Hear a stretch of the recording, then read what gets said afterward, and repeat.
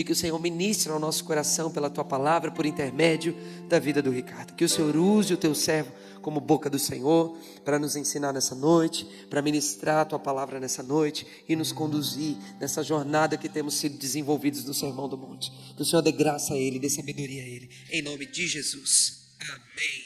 Fica à vontade, querido. Paz do Senhor, glória a Deus, boa noite.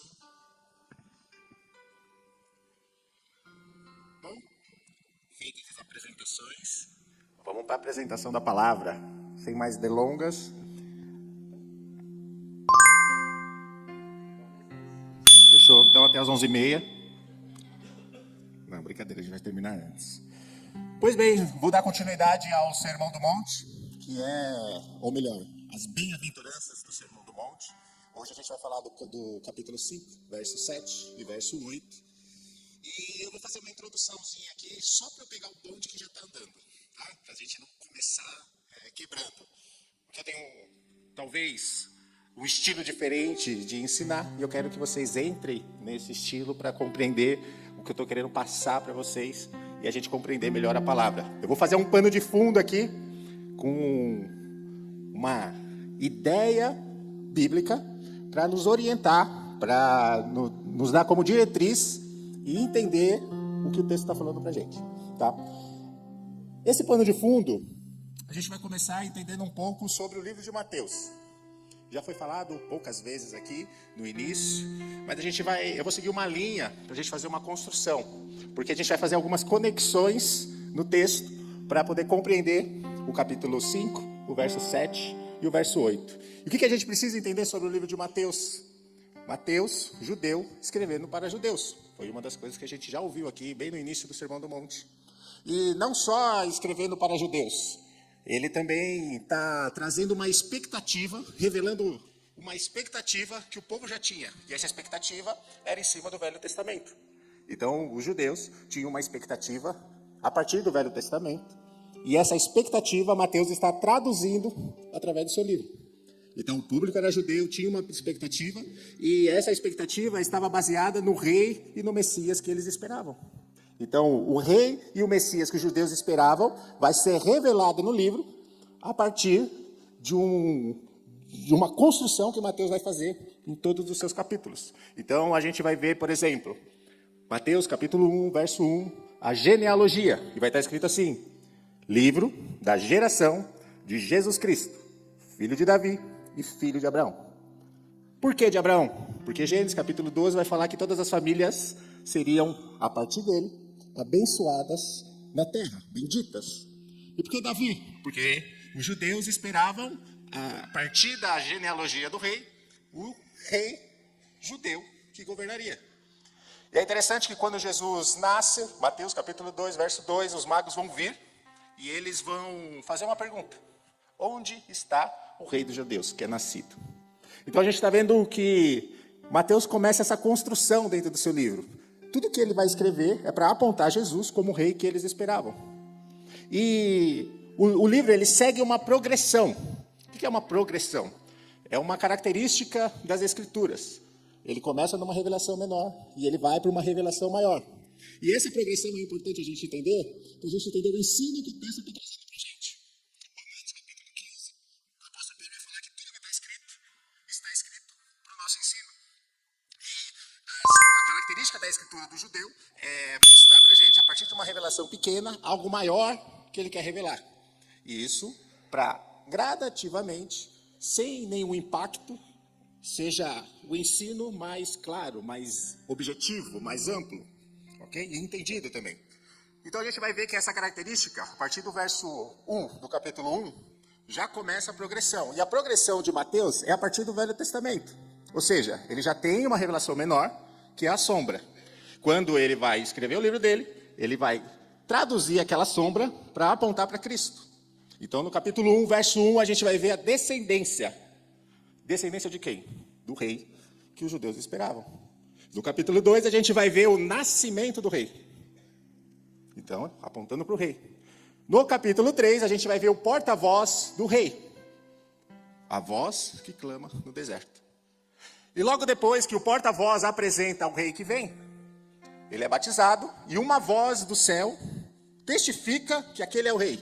E a voz diz: esse é o meu filho. Ou seja, o rei de Israel agora está dizendo: esse é meu filho.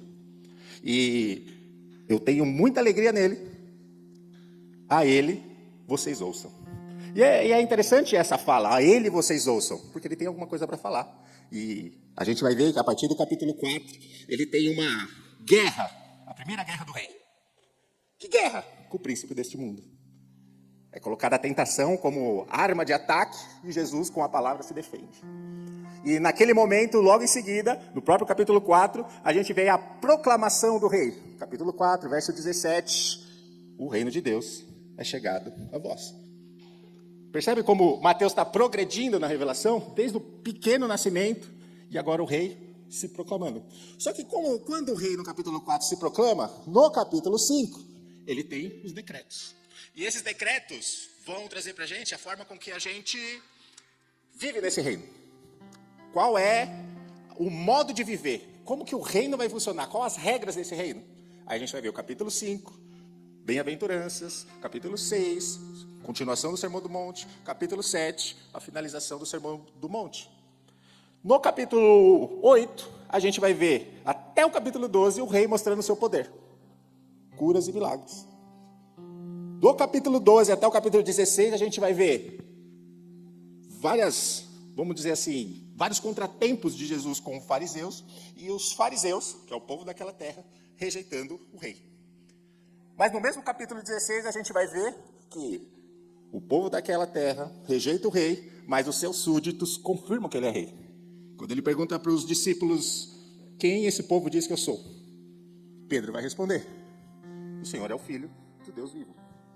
Ou seja, agora o rei tem os seus discípulos, os seus súditos. E a partir do capítulo 16, a gente vai ver que agora ele só fala com os discípulos. Ele não tem mais embate com os fariseus. E aí vai vir a morte, toda aquela história. Mas por que eu trouxe isso aqui? Para a gente ver que Mateus faz essa progressão.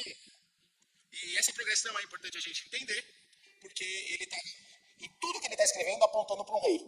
E esse rei tem os seus decretos, e esses decretos vão governar sobre a forma com que o reino funciona. Outro detalhe importante que a gente vai ver que Mateus vai utilizar bastante é a localização do rei. Do capítulo 1 até o capítulo 4, a gente vê o rei saindo de Nazaré.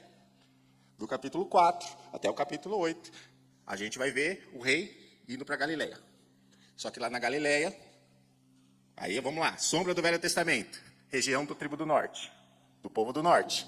Lá também ele é rejeitado, que é quando os fariseus têm um embate com ele. Então ele sai da Galileia e vai para onde? Para Judá, para Jerusalém. Por quê? É a cidade do grande rei. E onde a gente confirma isso? Quando você vai no capítulo 5, lá no verso 37.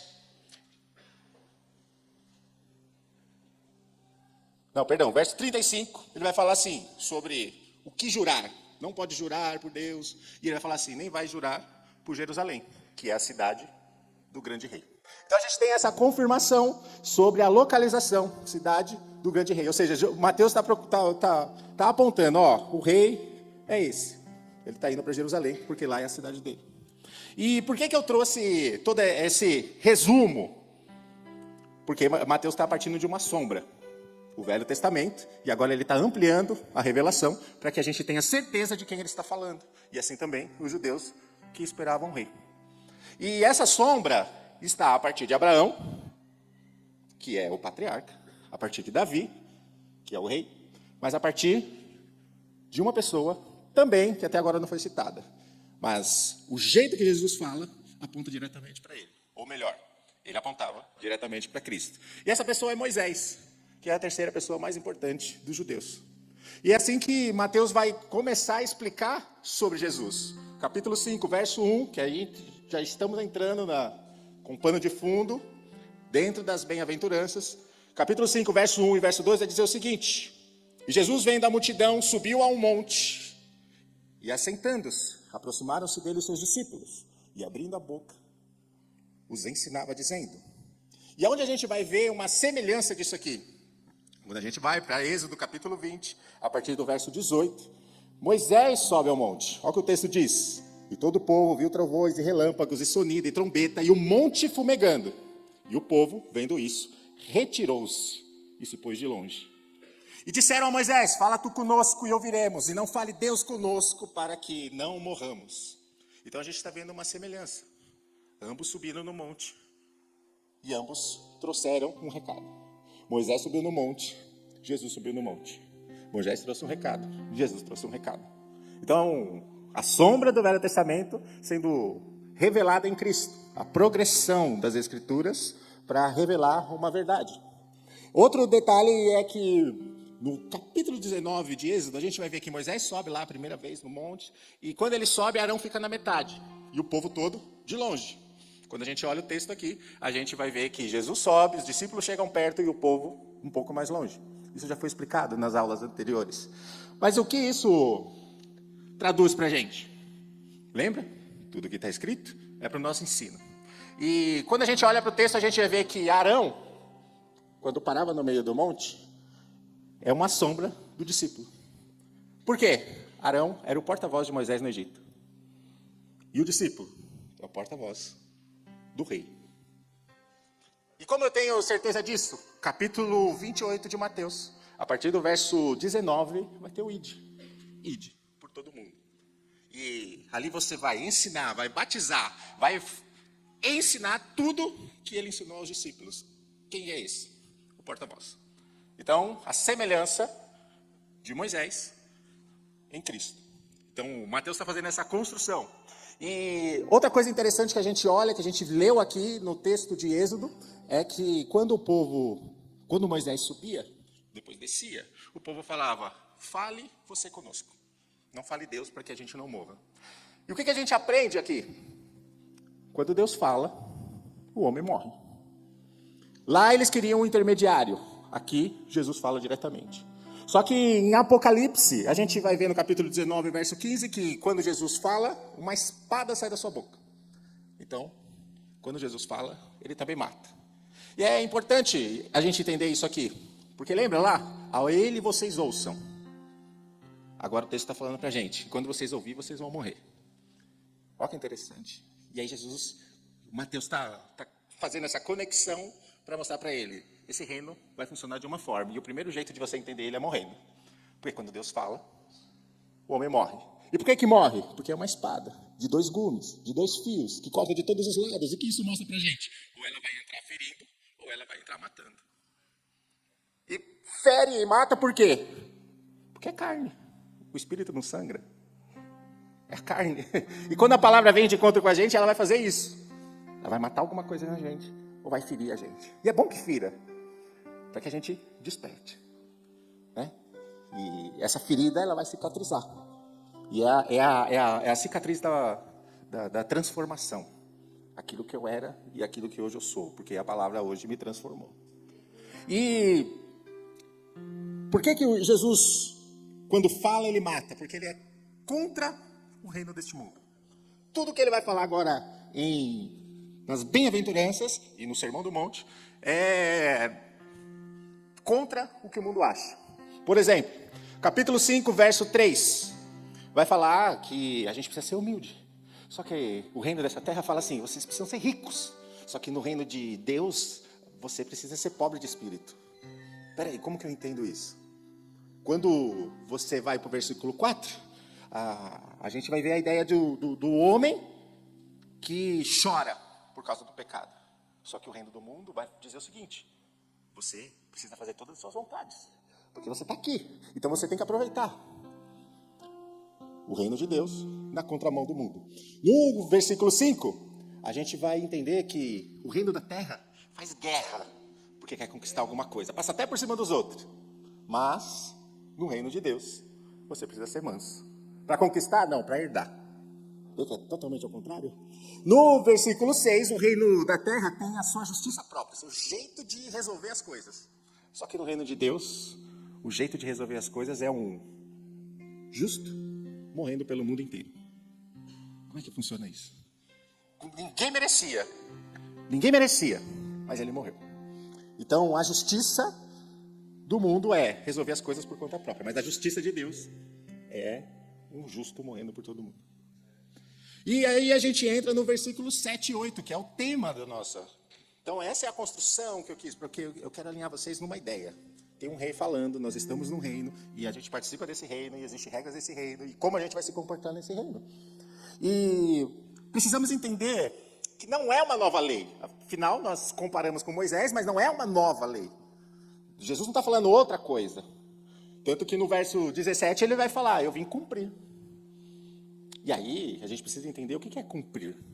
Porque muitas vezes eu já ouvi gente falando assim, ele veio e fez tudo por mim.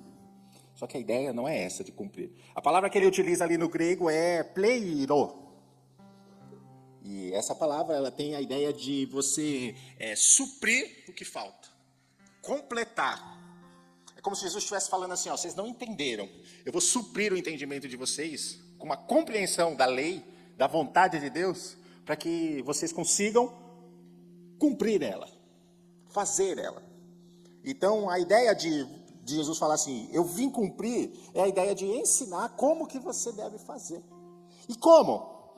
Capítulo 5 de Mateus, no verso 20, ele vai dizer, superando e excedendo a justiça dos fariseus e dos escribas. Aí você para e pensa, peraí, então tá fácil, não existe mais fariseu e escribas. Qual que é a minha referência? Tudo que está escrito para o nosso ensino. Qual que é a ideia do fariseu?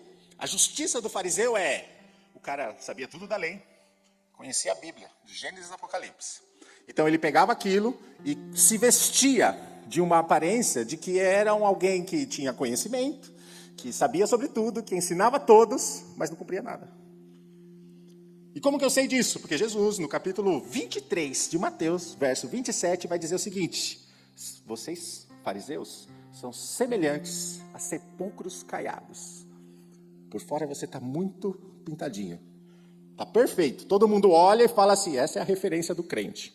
E aí Jesus fala, mas do lado de dentro tem morte. Do lado de dentro está podre. E aí que vem a ideia de que Jesus fala que a gente precisa exceder os fariseus. Você está vendo que como eles fazem? Eles praticam para parecer. Só que vocês vão praticar sendo, que é diferente. Ele leva a ideia da lei, do novo reino, para dentro, porque dentro está morto. Ele fala assim, agora isso precisa estar dentro de vocês. É a ideia de levar isso para o coração, para que isso vire um modo de pensar, um modo de agir, um modo de falar. Não mais exteriormente, como um religioso, como os fariseus faziam, mas superando isso, trazendo isso para dentro do coração. Por que dentro do coração? Porque dentro do coração, ninguém pode ver. E aí que a chave vira. Porque enquanto a gente pode parecer ser, alguém elogia. Mas quando está do lado de dentro, o reconhecimento vem de Deus. Porque é Ele que sonda e Ele que esquadrinha o coração. E Deuteronômio capítulo 6 vai trazer essa orientação sobre a vontade de Deus estar dentro do coração. Olha só, capítulo 6 de Deuteronômio, verso 4. Ouve Israel, o Senhor nosso Deus é o único Senhor. Amará, pois, o Senhor, teu Deus, de todo o teu coração. E de toda a tua alma e de todas as tuas forças. E estas palavras do reino, que hoje te ordeno, estarão no teu coração. E ensinarás os teus filhos, e delas falarás assentado em tua casa, e andando pelo caminho, e deleitando-se, e deitando-se, e levantando-se. É um modo de vida agora. Você não parece mais. Tudo que você faz é uma expressão daquilo que você já entendeu, que é a vontade de Deus. Está dentro, está no coração. E aí a expressão de ações, de pensamentos e de palavras surgem a partir disso. A partir daquilo que já está interiorizado, enraizado, criou raiz e está dando fruto. Essa é a ideia de superar a expectativa, de superar a justiça dos fariseus e dos escribas. E Mateus, como que ele vai organizar esse sermão, né, para entendimento? Você vai ver que Mateus e Lucas eles têm uma semelhança, mas é diferente. Porque Mateus ele tem um propósito na hora de ele escrever. Se ele está usando Moisés como sombra e Jesus como revelação, ele vai usar a lei, os 10 mandamentos e vai usar o Sermão do Monte como revelação. Lembra, não é uma nova lei, mas é um novo entendimento. É aquilo que você leva para dentro agora. Porque antes era fácil. Você sacrificava o cordeiro, todo mundo via, você se manchava pelo sangue, saía andando lá. Fala assim, tá pronto. Estou salpicado de sangue, meu pecado está pago. Agora, dentro do coração é fé. E é uma coisa que ninguém vê. Porque ele é fundamento. É aquilo que é sólido, é aquilo que te sustenta. E não tem como ver. É o fundamento de uma casa. Tá tudo... A casa pode estar caindo aos pedaços, mas dentro tem uma sapata, tem um fundamento, tem algo que resiste e que sustenta todo o resto. E Mateus ele vai organizar isso parecido com os 10 mandamentos. Como? 10 mandamentos. Quando a gente olha os primeiros 4 mandamentos, a gente vai ver que existe um relacionamento do homem e Deus ali. Os primeiros 4 mandamentos, Deus vai falar com o homem, a forma com que ele se relaciona com ele. Os próximos 6 mandamentos vai falar com o homem como ele se relaciona com outro homem. Quando a gente vai para o Sermão do Monte, a gente vai ver os 4 primeiros mandamentos, ou melhor, os 4 primeiras bem-aventuranças, a forma com que o homem se relaciona com Deus. Sendo humilde, sendo manso, sem resistir. E os outros mandamentos, ou melhor, as outras bem-aventuranças, a forma com que ele se relaciona com o homem. Misericórdia. Certo? Beleza. Então a gente está vendo que há uma semelhança nisso aí. Por exemplo, nos 10 mandamentos, o que Deus manda? Você não vai fazer imagem. Você não vai se prostrar sobre essa imagem. E no Novo Testamento, aqui quando Mateus revela nas bem-aventuranças, você vai se relacionar com Deus através da fé. E em certo ponto ele vai falar assim, não adulterarás. Não falar, você não pode adulterar, você não pode mudar o que Deus colocou como princípio de buscá-lo primeiramente para outra coisa. E aí quando a gente olha a semelhança da forma com que o homem se relaciona com Deus, tanto no Velho como no Novo Testamento, a gente vai ver que no Velho Testamento Deus fala assim, não vai adulterar. E a gente vai ver, não vai fazer outros deuses. Qual que é a semelhança disso? Você não pode se relacionar com aquilo que não é o principal. Ou seja, se você se relaciona com outro Deus que não seja Deus, você está adulterando. Porque relacionamento com Deus, ele se compara ao relacionamento entre o casal. Então, se você coloca outros deuses e adora outros deuses, você está se prostituindo com outros deuses. Porque você está traindo Deus na relação. E aí ele usa a comparação do homem e da mulher para mostrar que é igual. A forma com que se relaciona com homens e pessoas é a forma com que você se relaciona com Deus. Outro exemplo é como Deus é a gente ser manso sem ser rebelde contra ele. E aí a gente vai olhar dentro do próprio texto das bem-aventuranças que com Deus a gente é manso, mas com os homens a gente é pacificador. Então a gente está vendo, com Deus a gente não é rebelde contra o que ele diz, mas com os homens a gente age de maneira pacífica. Ou seja, um relacionamento com os homens e um relacionamento com Deus. A forma com que a gente se relaciona com Deus e a forma com que a gente se relaciona com os homens. Outro exemplo é, com Deus, a gente tem fome e sede de justiça. Com os homens, nós somos perseguidos por causa da justiça. Então, uma forma de se relacionar com Deus e uma forma de se relacionar com os homens. Por quê? Porque na justiça de Deus, a gente está na contramão do mundo. E aí isso não vai agradar muita gente. E isso vai gerar um certo tipo de perseguição. E o que isso nos ensina? Primeiro a gente tem um relacionamento com Deus, depois a gente tem um relacionamento com os homens. E a forma com que eu relaciono com Deus é a forma com que eu relaciono com os homens. Não tem como a gente falar que se relaciona com fé com Deus, mas com os homens a gente rejeita qualquer tipo de relacionamento. E a gente relaciona com Deus com amor, só que com os homens a gente não ama. A gente relaciona com Deus falando que você adora Ele verdadeiramente, mas com o cônjuge você trai. Não existe. A forma como você se relaciona com Deus é a forma com que você se relaciona com os homens. Isso está inteiramente alinhado com Mateus 22. Certo momento, os discípulos vão perguntar para Jesus, lá no verso 37, qual é o maior mandamento? E Jesus vai responder, amarás o Senhor teu Deus de todo o teu coração e de toda a tua alma, de todo o pensamento. E este é o primeiro grande mandamento. E segundo, semelhante a este, amarás o teu próximo como a ti mesmo. Então você vê que a organização, tanto dos 10 mandamentos quanto da bem-aventurança, segue esse mesmo princípio. Primeiro o relacionamento com Deus, depois o relacionamento com os homens. Primeiro você com Deus busca humildade. Quando você vai com os homens, você é misericordioso. Quando você vai com Deus, você é manso. Quando você vai com os homens, você é pacificador. Então, amarás primeiro o seu Deus, depois próximo como a ti mesmo. Então você vê que a forma que Mateus está trazendo, ele traz um ensino para a gente e nos revela algo. E entendendo essa forma de revelação, nós já temos um óculos para ler o que o rei diz no capítulo 5, no verso 7, que é o tema de hoje. Essa foi a nossa introdução e o nosso pano de fundo para entender como que o rei fala. E agora a gente colocou os óculos do rei para poder entender o que o rei está dizendo. E o texto vai dizer: bem-aventurados os misericordiosos, porque eles alcançarão misericórdia. E bem-aventurados a gente já entendeu aqui que foram repetidas muitas vezes. É aquela alegria completa, é uma alegria divina. É a alegria que ela não muda, apesar de qualquer outra coisa ser mudada na nossa vida. Então, se eu sou muito rico, eu sou alegre com Deus. E aí, se eu perco tudo, eu ainda sou alegre com Deus, porque eu sou bem-aventurado. E aquela alegria é divina, e ela me completa em tudo que falta. Esse é o bem-aventurado. E aí ele fala assim, você vai ser completo em tudo que falta quando você for misericordioso. Né? O bem-aventurado. E o que é o misericordioso? Primeiro a gente vai entender a origem da palavra. Misericordioso. Vem do latim, não é uma palavra grega, ela foi aportuguesada, porque na nossa língua não tem uma palavra que explique o que é a misericórdia. E quando a gente olha o misericordioso, é a junção de duas palavras, latim, miseratio, que significa miséria. E quando a gente vê a segunda palavra, cordis, que é coração. Então é uma miséria do coração. Só que é misericordioso. O oso no latim é uma expressão que denota abundância, cheio.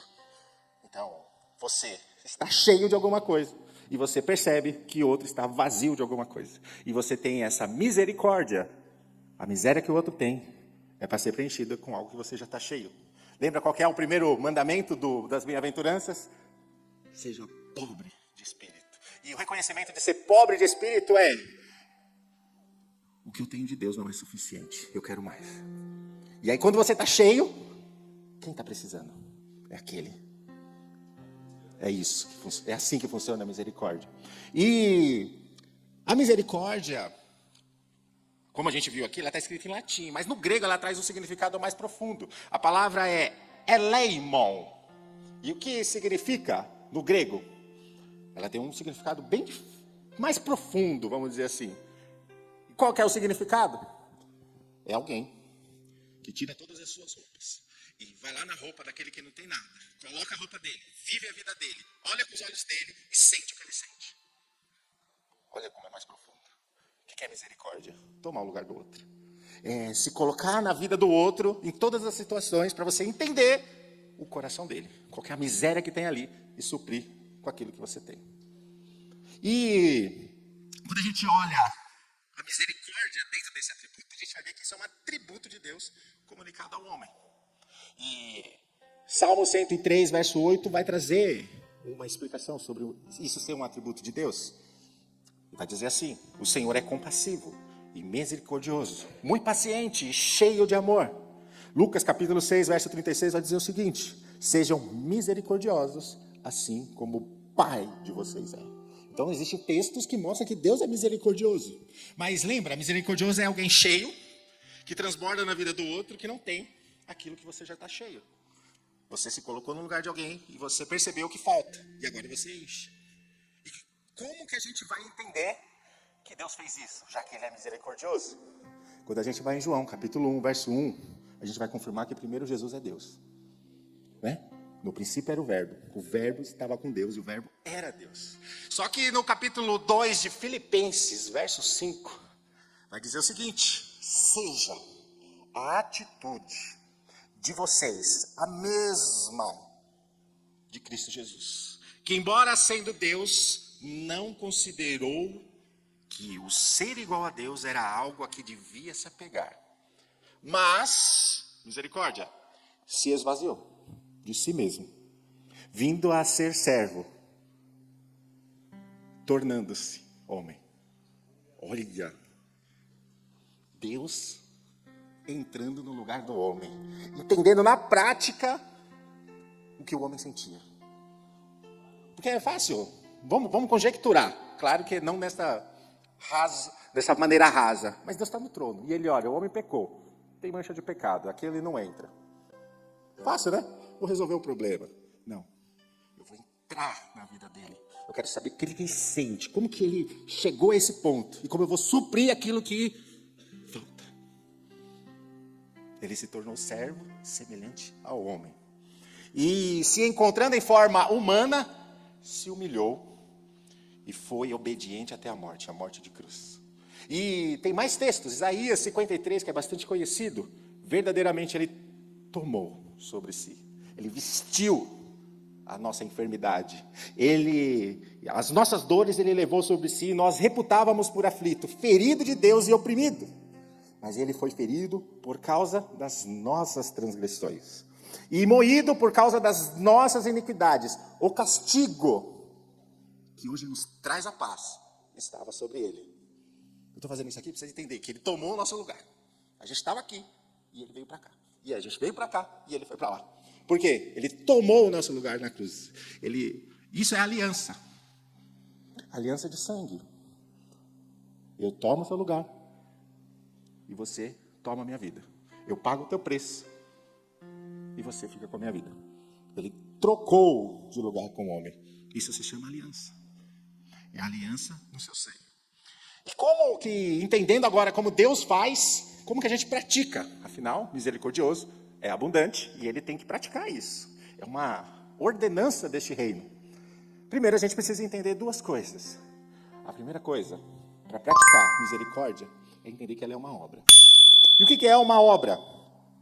A obra de Deus é algo que envolve o amor e o perdão.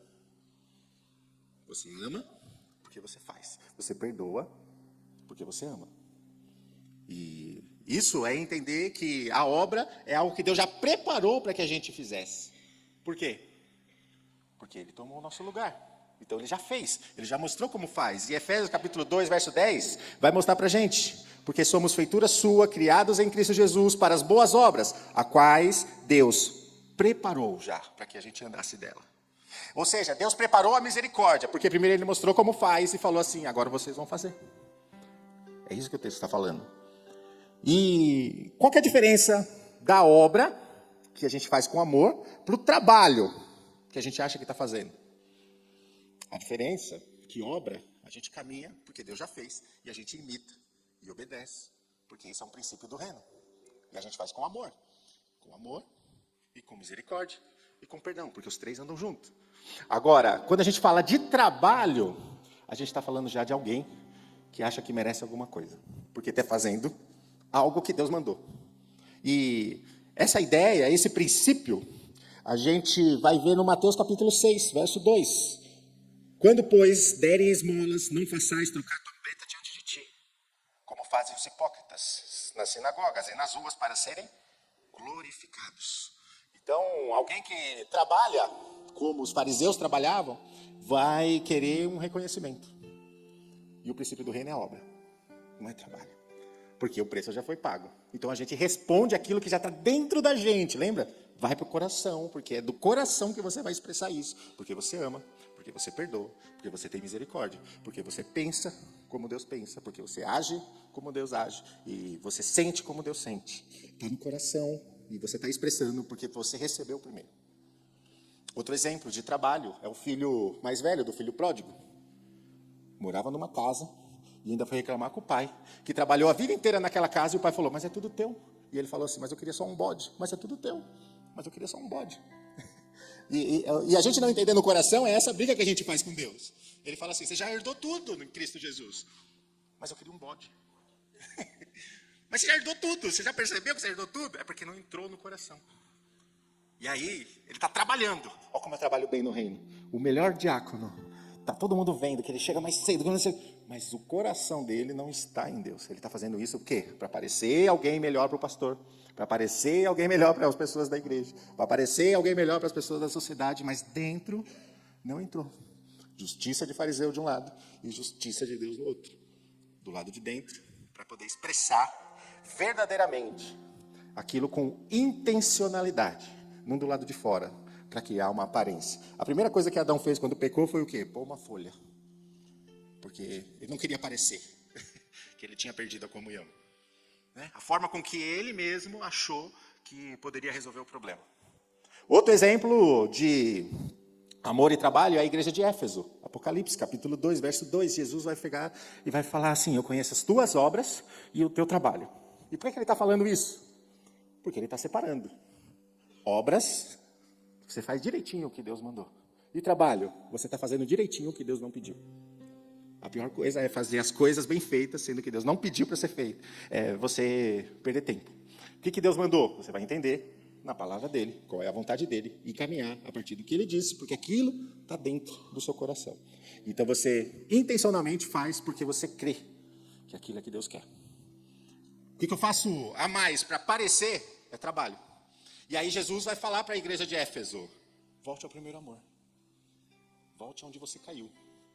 E qual que é o primeiro amor? Aí a gente logo pensa assim: quando eu me converti, eu tinha aquela sede. Está dentro disso aí, mas não é isso. Lembra que o mandamento que perguntaram para os discípulos, que os discípulos perguntaram para Jesus? Qual que é o maior? Amarás a Deus primeiramente. E aí Jesus fala assim: você quer realmente sair do trabalho e ir para as obras? Volte ao primeiro amor. Faça tudo para Deus, não para os outros. Não para parecer, mas para ser. Porque você já é, porque você criou. E isso já entrou e já criou raiz. E você dá fruto disso. Misericórdia e amor, elas andam juntos, né? E o perdão, elas estão sempre... vamos pegar assim, 3 irmãs que não se separam. Olha só, Salmo 41, verso 1, vai dizer o seguinte: bem-aventurado é aquele que atende ao pobre. O Senhor o livrará no dia mau. Ou seja, estou vendo alguém que tem uma necessidade, e aí eu vou suprir aquela necessidade. Não tem como você fazer isso se você não ama. Ou melhor, não tem como você fazer isso intencionalmente. Porque Deus pede para você fazer isso se você não ama aquela vida. Ou se você não perdoa aquela vida. Ah, não, mas e aquela pessoa? Ó, tá, leva aí. Não, não é amor. É trabalho. Porque ela vai dar desse jeito e ainda vai falar assim: eu ajudei um pobre hoje, eu dei. Sabe que, contando um testemunho bem rápido, 5 minutinhos no máximo, eu trabalhei na base missionária na Cracolândia. De vez em quando a gente recebia doações. Eu levava doações. E às vezes vinham algumas doações de uma boneca, um brinquedo lá. Uma Barbie toda descabelada, com cara de sono, faltando uma perna. Ou seja, o que sobrou. Às vezes a sensação dela é: eu estou ajudando, tá vendo? Ó, não é com amor. Com amor é você se colocar no outro. Aquela criança não tem brinquedo. Vou comprar um para ele. Não vou levar um quebrado. Aquela pessoa não tem roupa.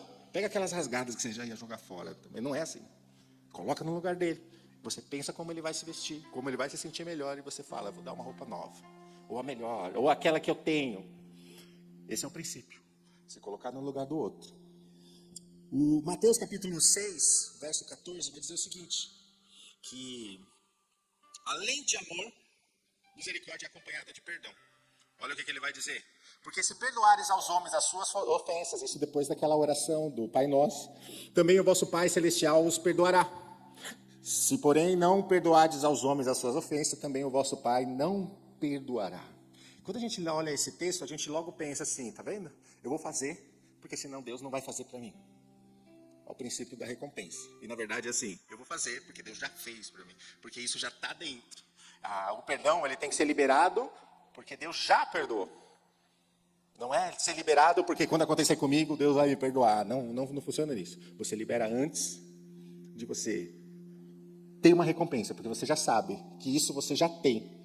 Você já recebeu de Deus. Você já recebeu o perdão de Deus. O princípio está tudo já dentro da gente. A gente expressa isso. Primeiro com Deus, depois com os homens. Dessa forma. E a gente vai ter, por exemplo, a parábola do credor incompassivo. Né? Quando a gente olha para Mateus capítulo 18, verso 23, tem um credor. E ele é cobrado um salário absurdo de um senhor. Né? E o senhor chega lá e fala assim: cadê os meus 10 mil talentos? Cadê os meus 10 mil anos de salário? É basicamente isso. E aí aquele homem se coloca diante daquele senhor e chora e clama, e o senhor se coloca no lugar dele e fala, não tem como ele pagar, está perdoado. E aí ele levanta e vai embora. Só que no caminho ele encontra alguém que deve uma semana de salário. E quando ele chega nessa pessoa, ele esgana essa pessoa e prende ela, porque essa pessoa não tem o que pagar. E aí aquele senhor fica sabendo. E o texto vai trazer para a gente, no verso 33, se eu não me engano, verso 33, que ele não teve misericórdia, porque ele não entendeu a misericórdia. E no verso 35, o texto vai trazer para a gente que ele não entendeu o perdão que ele recebeu no coração. Olha lá. Assim vos fará também o meu Pai Celestial, se do coração não perdoares. Ele não entendeu, aquele servo incompassível, ele não entendeu antes dentro dele. Então, por isso que ele não conseguiu perdoar aquela pessoa. Ele não se colocou naquele lugar daquela pessoa que devia para ele, porque ele não tinha entendido antes que alguém se colocou no lugar dele, pagou o preço dele, isentou ele. E por que ele não foi perdoado? Porque ele não perdoou a pessoa? Não, porque ele não entendeu antes o perdão que ele recebeu. Porque quando a gente entende o Evangelho, a gente pratica o Evangelho. Quando a gente entende o perdão de Deus, a gente pratica o perdão de Deus. Quando a gente entende a misericórdia, a gente pratica a misericórdia. Porque é algo que já está dentro, ele já se enraizou. Mas é interessante que esse texto tem uma promessa, né? Os misericordiosos alcançarão misericórdia. Tiago, capítulo 2, verso 13, tem um texto que fala sobre essa promessa. Olha só. Porque será exercido juízo sem misericórdia sobre quem não foi misericordioso. A misericórdia triunfa sobre o juízo. Olha que interessante que Tiago traz na carta dele. Quem não teve misericórdia, no dia do juízo, não vai receber misericórdia nenhuma. Por quê? Porque ele não se colocou no lugar do outro. E ele não se colocou no lugar do outro porque ele não entendeu que já se colocaram no lugar dele. Ele não entendeu o sacrifício da cruz. Não tem como ele receber o perdão e a misericórdia de Deus, porque ele não entendeu o que Deus fez por ele. Então, no dia do juízo, o juízo vai superar a misericórdia. Mas o texto termina com um lembrete. Olha o que ele fala. A misericórdia triunfa sobre o juízo. Opa, olha que interessante. Se você age com misericórdia, no dia do juízo, a misericórdia com que você tratou os outros vai triunfar sobre o juízo de Deus. O que é isso? Ela é superior. Você vai chegar lá e não tem dívida. Porque você entendeu que a dívida foi paga e qualquer um que tivesse qualquer dívida com você, você agiu com misericórdia. Porque você se colocou no lugar dele, entendeu o lugar dele, agiu com amor e com perdão. E a misericórdia triunfa sobre o juízo. E agora a gente vai para o finalzinho aqui, né? O nosso texto de versículo 8. Bem-aventurados os limpos de coração, porque eles verão a Deus. E para a gente começar a entender esse texto, a gente vai ter que entender o que a palavra limpo quer trazer aqui para a gente. É uma palavra grega que significa kataros.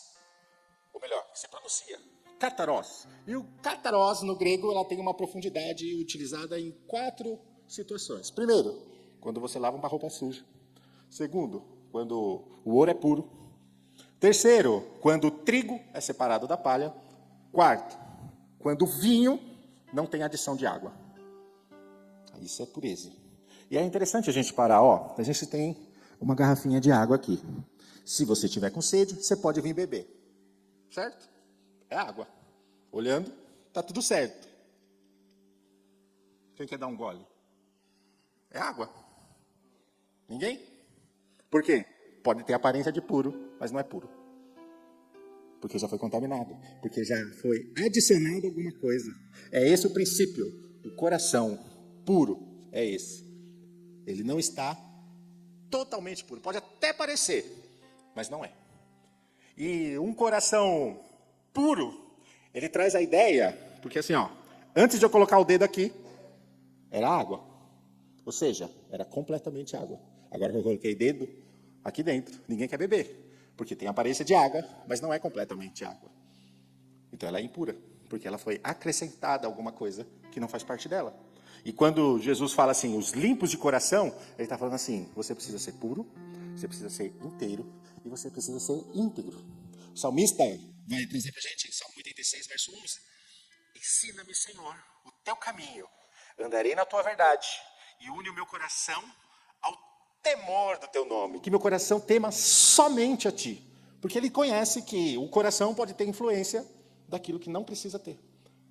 E ele ora a Deus para que Deus o ajude, para que nenhuma influência venha contaminar o coração dele com outra coisa que não seja Deus. Então, alguém puro é alguém inteiro, completamente entregue a Deus. E se você é completamente entregue a Deus, lembra? Você se entregou porque tem algo já dentro. Então você já é inteiro. E se você é inteiro, você é inteiramente dele. Inteiramente fala de integridade. E quando a gente fala de integridade, a gente vai lembrar de um homem na Bíblia.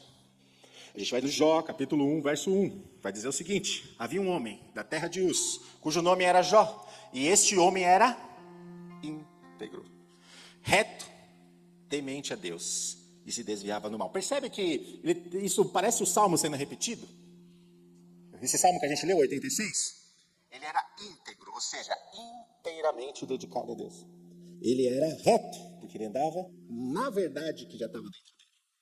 Ele era temente a Deus, porque ele temia só o Senhor. E é interessante que Jó tenha tanto conhecimento do coração humano. Aí você fala assim, onde está escrito isso? É só você ver a atitude dele. Ele fazia sacrifício por cada filho. Olha o que o texto vai falar. Sucedia, pois, que decorrido o turno dos dias de seus banquetes, enviava Jó e os santificava. Enviava quem? Enviava os filhos embora. E os santificava. Aí se levantava de madrugada e oferecia holocausto segundo o número de todos eles. Porque dizia Jó, porventura, pecaram meus filhos e amaldiçoaram a Deus aonde? No coração. Perceba? Ele não está falando assim, pecou. Não, o coração deles. Lá eu não consigo acessar, mas eu já vou oferecer um sacrifício, porque lá Deus acessa. Ele sabe que existe algo a ser pago, mas eu já vou pagar. Isso tem muito a ver com misericórdia. Né? Coloquei no lugar dele, eu sei que tem uma falta, eu vou cumprir isso. E você vê que Jó, ele tem esse conhecimento, né, do coração dividido. Se o coração dos meus filhos estiver dividido, eu vou oferecer um sacrifício. Eu vou colocar-me no lugar deles e oferecer um sacrifício.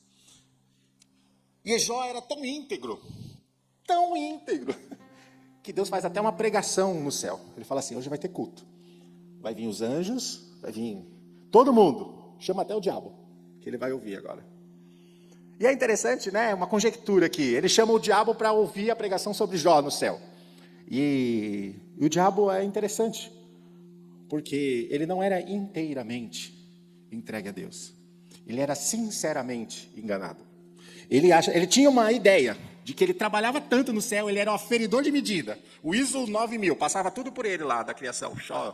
Vamos lá, tá tudo certinho aqui. E ele falou assim, eu trabalho tanto nesse lugar, acho que eu mereço um trono também, né? Mereço um salário. Então ele estava sinceramente enganado no coração. Aí Jó aparece. E isso vai demonstrar. E o diabo aparece. E o que o diabo fala vai demonstrar aquilo que é o engano do coração quando ele está impuro. Ele não é completamente de Deus. Ele vai falar assim, tá vendo as riquezas dele? Ele só te segue, versículo 9, ele só te segue, só é temente porque ele tem essas coisas. E Deus permite a prova de Jó. Ele perde os seus filhos, perde a sua fazenda, perde suas riquezas. E no versículo 22 do capítulo 1, a gente vai ver a reação de Jó diante disso. Aí a gente vai ver se ele tem um coração íntegro de Deus ou não. A resposta dele, em tudo isto Jó não pecou, nem atribuiu a Deus falta alguma. Só que aí piora a situação dele. No capítulo 2, a gente vai ver que a mulher dele vem falar com ele, amaldiçoar ele, falar que ele amaldiçoar Deus, aquela questão toda. Por quê? Porque ele está cheio de feridas, está sofrendo. E ele vai falar o seguinte texto para a mulher, versículo 10 do capítulo 2 de Jó. Porém ele lhe disse, como fala qualquer doida, falas tu. Recebemos o bem de Deus e não receberíamos o mal? Em tudo isso, não pecou Jó com os seus lábios. O que a gente entende com esses textos? Um coração puro é possível ser identificado através das coisas do que a boca fala. Em tudo isso, Jó não amaldiçoou Deus, não reclamou de Deus. Então a boca dele só falou aquilo que demonstrava através da sua integridade no coração. E a gente só vai entender que o nosso coração está impuro, ou melhor, uma das formas de entender é através do que a gente fala ou do que os outros falam. Só que quando a gente pensa nisso, a gente logo aponta para alguém. Nossa, do jeito que aquela pessoa fala, as coisas que ela fala, o coração dela não tem nem íntegro, mas a gente tem que olhar para a gente. O que eu falaria numa situação dessa? Como que estaria o meu coração diante de toda essa prova? Eu reclamaria? Eu amaldiçoaria? Ou nem com Deus, diante de alguma situação com pessoas, como que eu vou falar dessa pessoa? Com integridade do meu coração? Ou demonstrando algo que ainda está impuro dentro dele e liberando isso através de palavras? Jesus vai trazer em Mateus capítulo 12, verso 34, uma ideia sobre o que a gente fala vai revelar o que tem no coração. Olha só. Como podeis vós dizer coisas boas sendo maus? Pois do que há em abundância no coração, disso fala a boca. Como a gente vai saber se o coração está puro? Dependendo das coisas que a gente fala. É do evangelho? É do amor de Deus? Tem alguma coisa impura na nossa fala? É assim que a gente age? A gente vai entender se o nosso coração está puro a partir das coisas que a gente fala. E continuando, outra coisa que a gente vai identificar o que o coração está puro, não é só o que mistura com ele, mas também falta. Porque quando falta, o espaço tem que ser preenchido por Deus. Só que a falta mostra que, na verdade, você não quer Deus naquele lugar. Você quer outra coisa. Um exemplo disso, Lucas capítulo 18, no verso 18, tem a história do rico, do jovem rico. E o texto vai falar o seguinte: perguntou-lhe um certo rico, um jovem rico, dizendo: bom mestre, que hei de fazer para herdar a vida eterna? Jesus lhe disse: por que me chamas bom? Ninguém há bom senão Deus. Sabes os mandamentos: não adulterarás, não matarás, não furtarás, não dirás falso testemunho, honra teu pai e tua mãe. Ou seja, tudo isso está dentro do seu coração, está tudo aí organizadinho.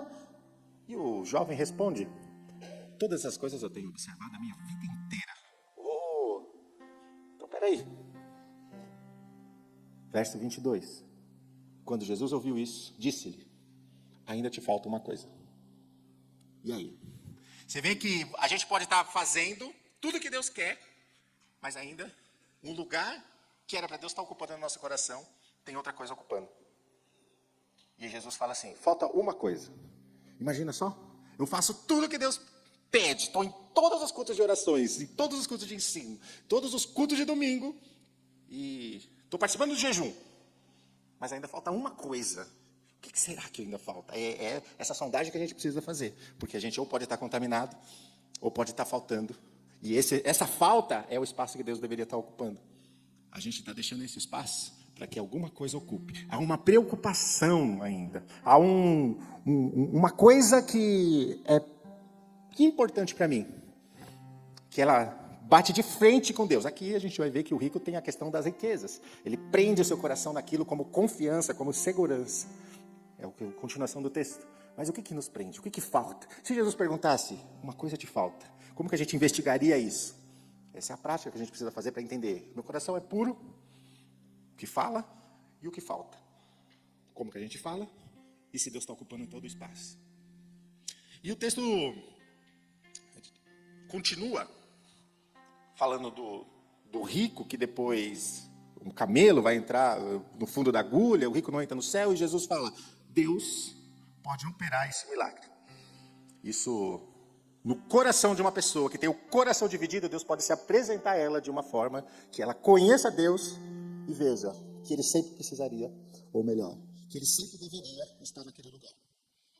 Deus se apresenta de alguma forma, e o Evangelho é uma delas. A pregação do Evangelho, o ensino da palavra, o entendimento, o Espírito Santo.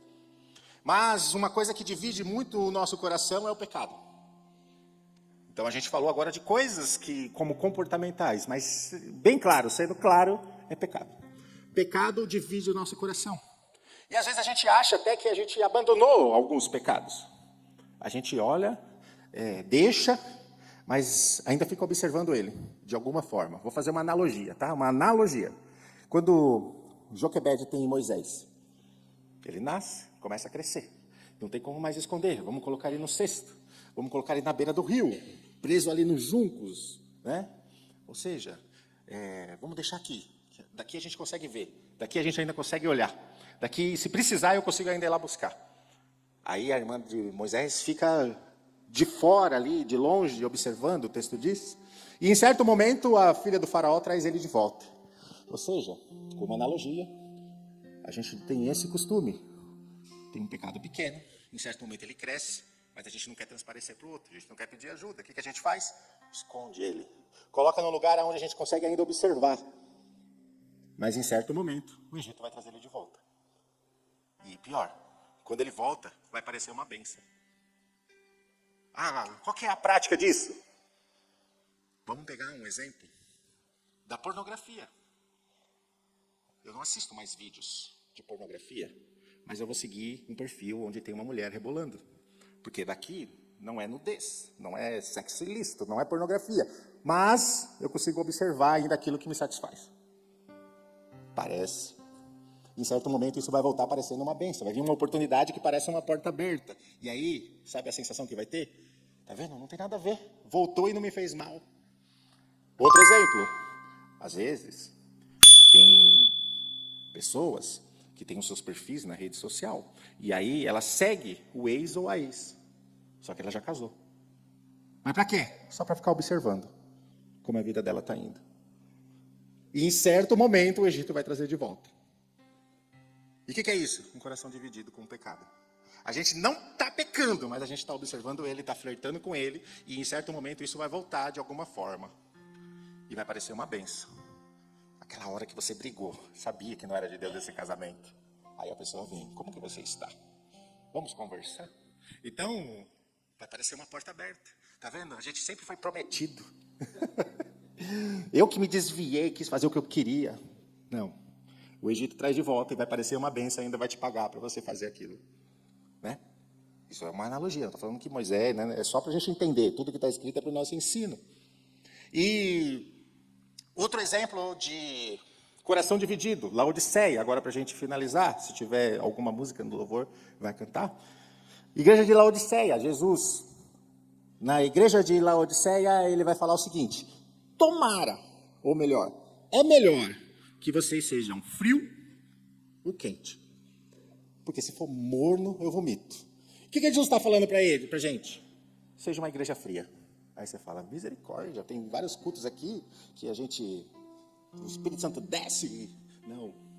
Uma pessoa inteiramente entregue a Deus, ela vai ser fria, porque ela é refrigério. Não está falando de fogo, de presença. Está falando da forma com que você vive. Um coração que está preocupado em matar a sede do sedento. Frieza, nesse sentido, é refrigério. E existe também o crente quente. É aquele que cura. É aquele que relacionamento movimenta a vida do outro. Aí Jesus fala assim, se for morno, eu vomito. E qual é a ideia aqui? Se uma pessoa que faz as coisas pela metade, se compromete, vai até o meio, não cumpre, marca uma data, não aparece, fala que vai fazer alguma coisa e não continua, programa um negócio para estudar e não faz, esse é o morno. Ou seja, o coração dele ainda está dividido. Ele ainda não consegue completar nada porque o coração dele ou falta alguma coisa, ou está dividido com alguma coisa. Então ele sempre para no meio do caminho. E o que Jesus está falando assim? Não gosto de gente que para no meio do caminho. Eu gosto de gente que vai até o fim. Eu gosto de crente que cumpre aquilo que ele colocou como propósito no seu coração. Vou fazer 21 dias de jejum, não vou parar no 10º. Vai até o fim. Me comprometi com o ministério, com alguma coisa que a igreja está promovendo, vai até o fim. Foi convocação de uma reunião pastoral ou de alguma coisa? Apareça. Não vou, está frio, está quente, está chovendo, tá. É isso que Jesus está falando. Se você disse, você vai... É o que Jesus fala para Laodiceia. E como que a gente resolve esse problema? Hebreus capítulo 12, verso 14, vai dizer o seguinte: esforcem-se para viver em paz com todos e para serem santos. Sem santidade ninguém verá o Senhor. A santidade é o fator predominante de um coração puro. Parecem duas coisas diferentes, mas são duas coisas que andam juntas. O coração puro é aquilo que você dedica a Deus. E se você tem a sua vida dedicada a Deus, você se separa daquilo que te contamina. E santidade é separação. Separação daquilo que não serve para se dedicar inteiramente a Deus. E o texto vai mostrar pra gente, sem santidade ninguém verá o Senhor. Se quer ser puro, busque santidade. Se separe daquilo que te contamina. Fuja da aparência do mal. Em Gálatas capítulo 5 a gente vai ver as obras da carne. E uma das obras que aparece ali são impurezas. Só que no próprio capítulo 5, a partir do verso 22, a gente vai ver que existe um fruto do Espírito. Amor, gozo, paz, longanimidade, benignidade, bondade, fé, mansidão e domínio próprio. Como que a gente faz para fugir dessa coisa que contamina, tendo domínio próprio? Como que eu tenho domínio próprio? Algo que precisa ser praticado. O pecado aparecer na sua frente, tenho domínio sobre a minha vontade e fujo dele. Capítulo 5, verso 16 de Gálatas vai dizer assim: digo, porém, andai em espírito e não cumprirei as concupiscências da carne.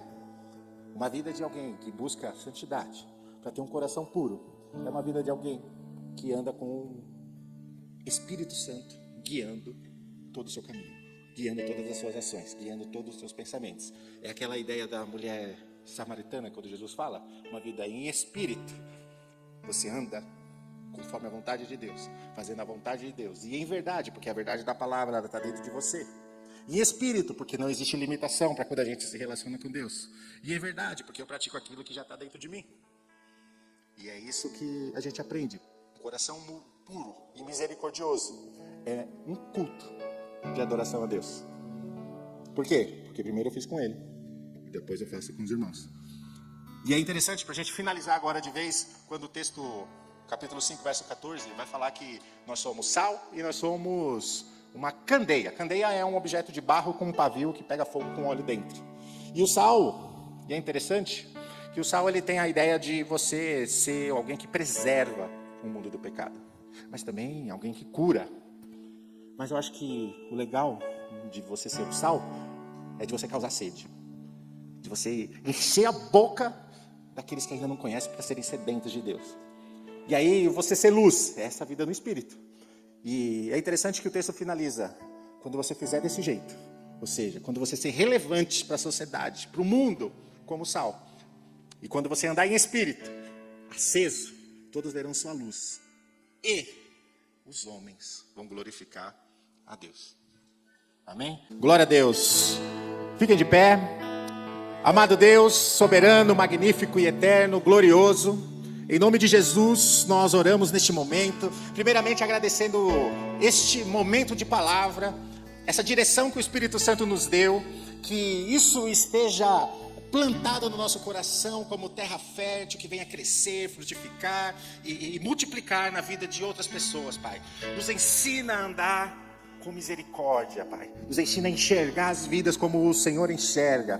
Nos ensina a andar em espírito, movido pelo Espírito Santo, ouvindo a Tua voz, sendo direcionado pela Tua palavra, Pai. Sendo sensíveis àquilo que o Senhor já nos preparou, Pai. Em nome do Senhor Jesus, nos ensina a caminhar, realizando as Tuas obras, Senhor Deus, em espírito e em verdade, Deus. Em nome do Senhor Jesus, Senhor, que o Senhor seja glorificado, exaltado pelos homens, pela Tua igreja e através da nossa vida, Pai. Em nome de Jesus, Pai, nós agradecemos por este momento, Pai, que a graça do nosso Senhor Jesus, o amor de Deus esteja conosco e a comunhão do Teu Espírito Santo esteja conosco para sempre, todos os dias, em nome de Jesus. Amém.